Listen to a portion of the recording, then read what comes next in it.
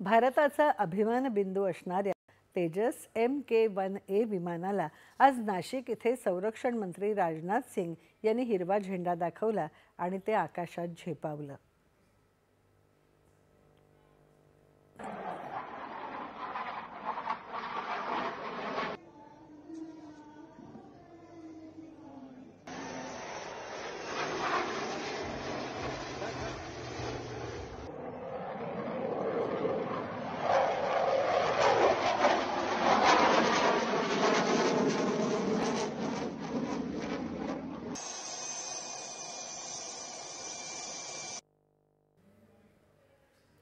राजनाथ सिंग यांनी Sukhoi 30, LCA आणि HTT-40 अशा हवाई दलाच्या महत्त्वाच्या विमानांची निर्मिती नाशिक विभागात झाली असल्याचं यावेळी सांगितलं। ही सगळी लढाऊ विमानं संरक्षण क्षेत्रातल्या स्वयंपूर्णतेचं मूर्त प्रतीक आहेत असं राजनाथ सिंग यावेळी म्हणाले। भारत लवकरच संरक्षण क्षेत्रात 100% आत्मनिर्भर होईल असा विश्वास त्यांनी व्यक्त केला।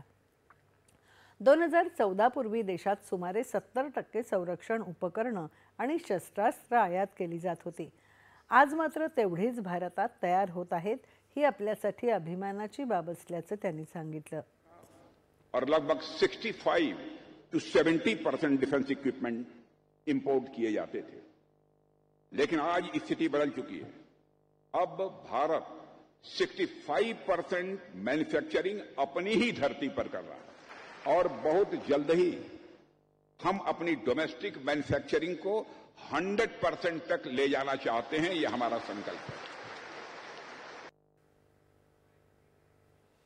तेजस LCA MK1A लढाऊ विमानं देशाच्या आत्मनिर्भरतेतली मोठी झेप आहे असे गौरवोद्गार त्यांनी काढले। हिंदुस्तान एरोनॉटिक्सने तयार केलेलं स्वदेशी बनावटीचं हे विमान आज भारतीय हवाई दलात समाविष्ट करण्यात आलं। त्यामुळे हवाई दलाच्या सामर्थ्यात मोठी वाढ होणार आहे। देशाच्या विमान उड्डाण आणि आत्मनिर्भरतेच्या दिशेने हे एक ऐतिहासिक पाऊल ठरणार आहे। तेजस MK1A विमान म्हणजे तेजस या हलक्या लढाऊ विमानाची अद्ययावत आवृत्ती आहे।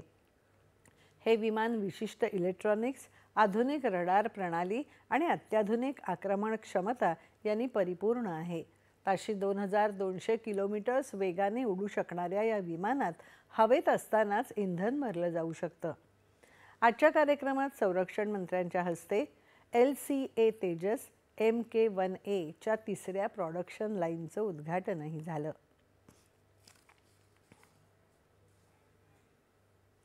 भारत